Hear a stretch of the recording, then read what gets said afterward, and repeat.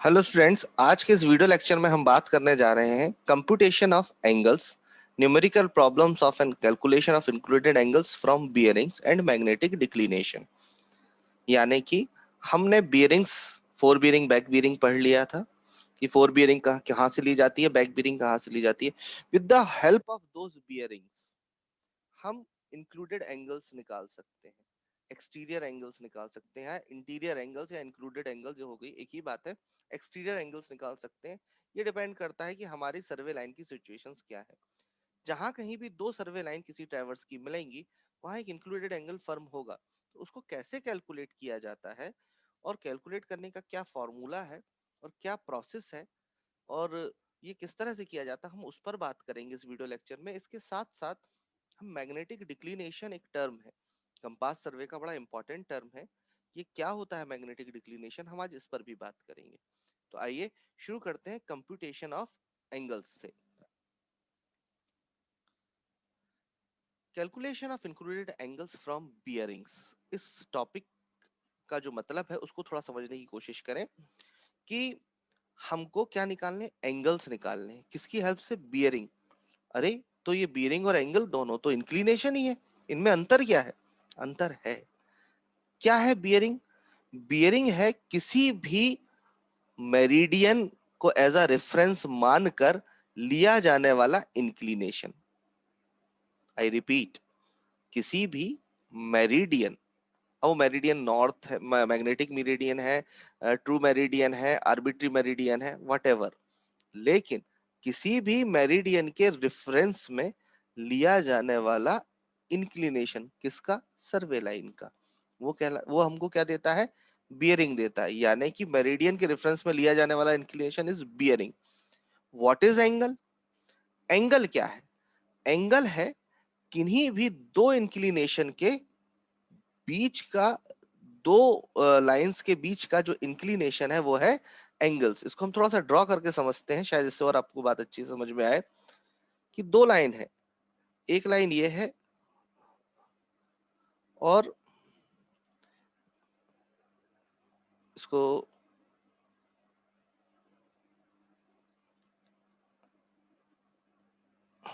एक लाइन ये है और दूसरी लाइन ये है।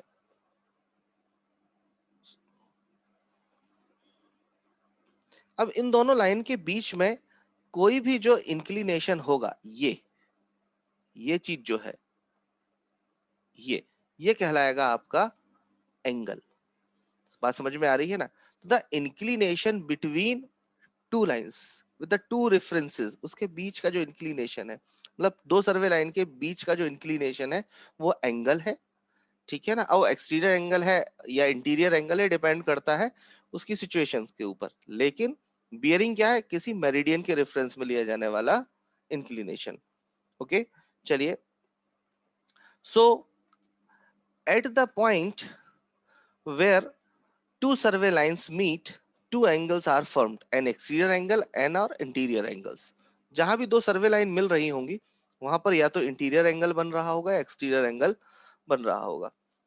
तो द इंटीरियर एंगल और इंक्लूडेड एंगल, इंटीरियर एंगल को इंक्लूडेड एंगल भी कहा जाता है, is generally then smaller 180 degree, ये हमेशा 180 डिग्री से कम होगा।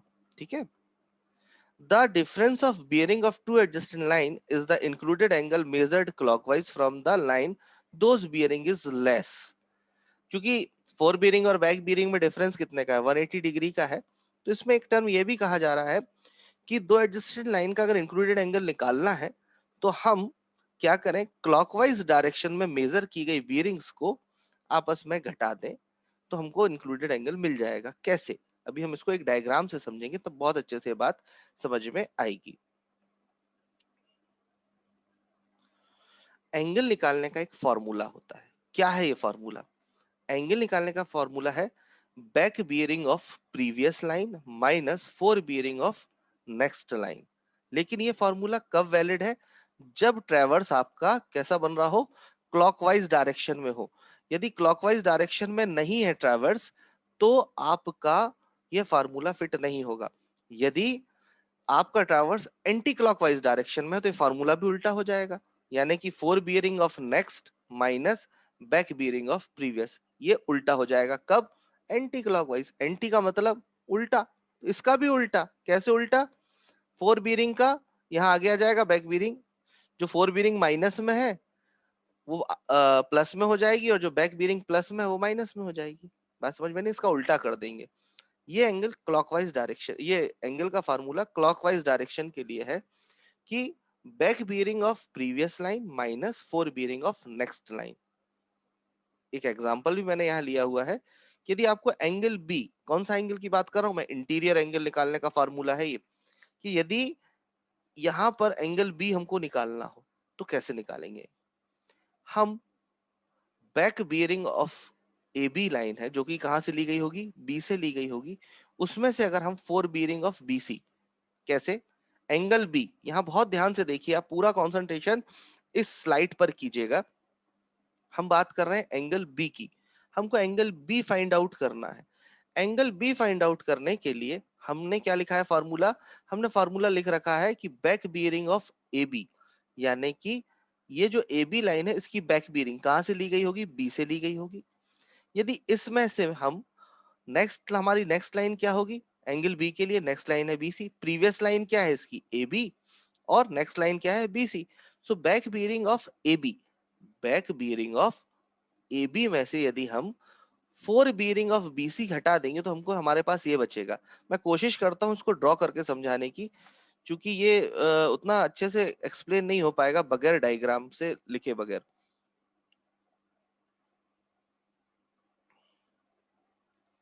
हम बात कर रहे हैं एंगल बी की। मान लीजिए हमारा एंगल बी से फोर बियरिंग आप कैसे लेंगे?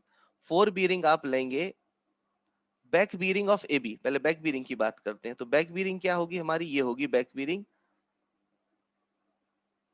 यहां तक की, बराबर है उसको, ये बैक बियरिंग हो गई। अब हमारी फोर बियरिंग ऑफ बीसी क्या होगी? हमारी फोर बियरिंग ऑफ बीसी होगी यहां से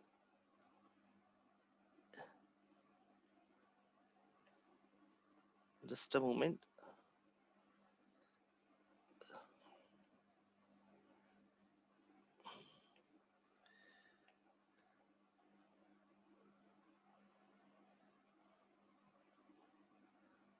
ये यहां इस डायग्राम को समझिएगा कि हमको चाहिए क्या है? हमको चाहिए ये वाला एंगल, हमको चाहिए ये वाला एंगल, ये वाला। तो क्या होगा इस वाले एंगल में से? यदि ये वाला बियरिंग, सॉरी दोनों एक्चुअली इंक्लिनेशन ही बताते हैं, तो यहां पर ये वाला आप देख रहे होंगे, ये बैक बियरिंग है जो एबी की। यदि उसमें से फोर बियरिंग ऑफ बीसी में माइनस कर दूं तो हमारे पास क्या बचेगा? इसमें से अगर ये चला जाएगा तो ये जो मैंने रेड से मार्क किया है सिर्फ यही बचेगा। समझ में आ रही है आपको बात? तो ये हमको कौन सा एंगल दे देगा? सिर्फ अंदर का एंगल दे देगा, बराबर है। इस वाली लाइन, ये वाला जो बियरिंग है इसमें से घट जाएगा। अब बात आई है एंगल और बियरिंग की, तो यहाँ पर ये बात करना जरूरी है कि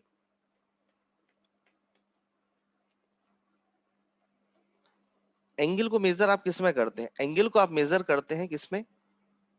आपको भी एक ही चीज पता है, सिर्फ डिग्री। क्या इतने डिग्री का एंगल है? नहीं, हम एंगल को मेजर करते हैं डिग्री, मिनट एंड सेकंड। है ना अजीब बात? Degree, minute and second. Normally हम डिग्री और मिनट तक ही जाते हैं, सेकंड की बात कम होती है, लेकिन कैलकुलेशन में सेकंड का भी रोल बहुत इंपॉर्टेंट होता है। ठीक है, तो यहां पर आप ये देख लीजिए कि 1 degree is equals to 60 minutes, 1 minute is equals to 60 second. ये बात आपको पता होना चाहिए। चाहे आप एंगल मेजर करें या बियरिंग मेजर करें, आपको इंक्लिनेशन डिग्री, मिनट, सेकेंड्स में ही मेजर करने होते हैं। तो द मोड ऑफ मेजरमेंट या यूनिट ऑफ बियरिंग और एंगल क्या होती है? Degree, minute, second.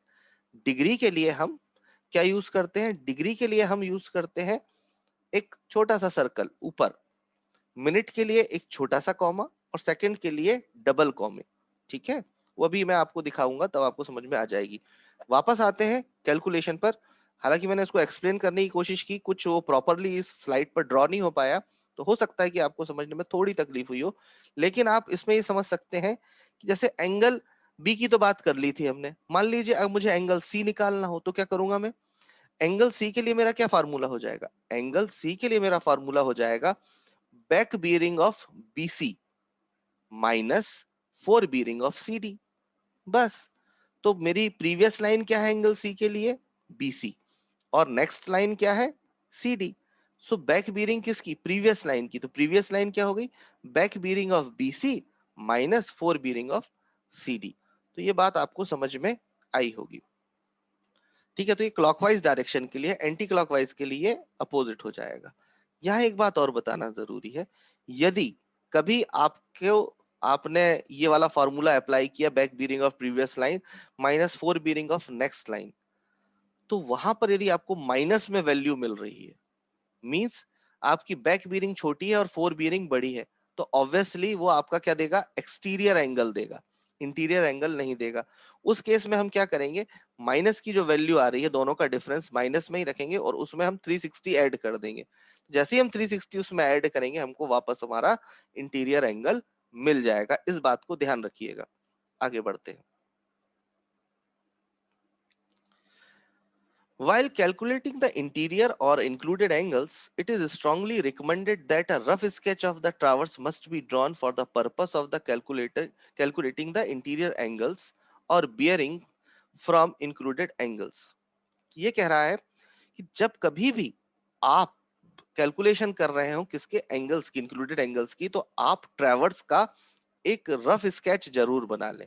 किस तरह का? इस तरह का रफ स्केच। रफ स्केच बनाने से आपको क्या फायदा होता है? रफ स्केच बनाने से आपको यह फायदा होता है कि आप के सामने एक पिक्चर क्लियर होती है कि मेरी लाइन यहाँ जा रही है, इसका ये वाली बियरिंग है, तो इससे ये वाला एंगल बन रहा है। ठीक है ना? तो ये आपको बना लेना है। हर बार आपको एक रफ स्केच हाथ से बना लेना है और जो कि अप्रोक्सीमेट सही हो। जैसे यहाँ दिख रहा है मुझे कि इसकी जो angle fore bearing of A B होगी इस ट्रैवर्स की, ऑब्वियसली 90 डिग्री से कम होगी। सही है ना? और यहाँ पर ये 90 से तो अधिक होगी पर 180 से कम होगी। तो वी शुड नो कि हमारा जो फोर बीरिंग है उसी के अकॉर्डिंग हमारा ट्रैवर्स बने। At an any survey station, generally four bearing of a line and back bearing of another line are measured. किसी भी लाइन की हम या तो फोर बीरिंग और बैक बीरिंग मेजर करते हैं। Then difference of these two bearings will give you either interior angle of an or an exterior angles depending upon the station position. क्या हो सकता है कि आप सामान्यतः या तो फोर बीरिंग मेजर करते हैं या बैक बीरिंग मेजर करते हैं। तो ये इन दोनों का जो डिफरेंस है वो आपको क्या देता है? अब वो भले आप जो फार्मूला मैंने आपको बताया कि back bearing of previous line minus four bearing of next line, difference है, या तो आपको इंटीरियर एंगल देगा या एक्सटीरियर एंगल देगा।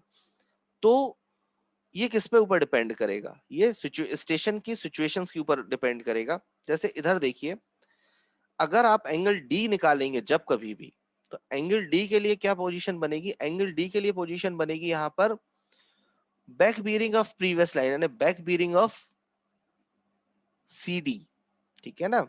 और fore bearing of next line means fore bearing of D ए।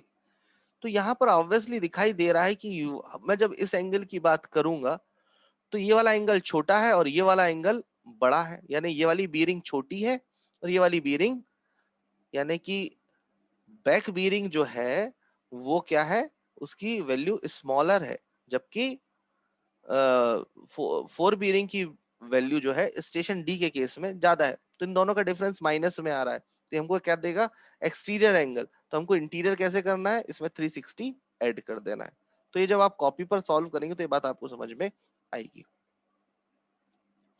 चलिए, अब हम बात करते हैं, एक स्मॉल प्रॉब्लम है हमारे पास, मैं इसी पर समझाने की कोशिश करता हूँ। हालांकि ये तरीका मुझे भी कम अच्छा लगता है, पर हमारे कुछ कंस्ट्रेंट्स हैं जिस कारण से मुझे प्रोसेस अडॉप्ट करना पड़ रहा है। कोई बात नहीं, इससे भी आपको समझ में आएगा।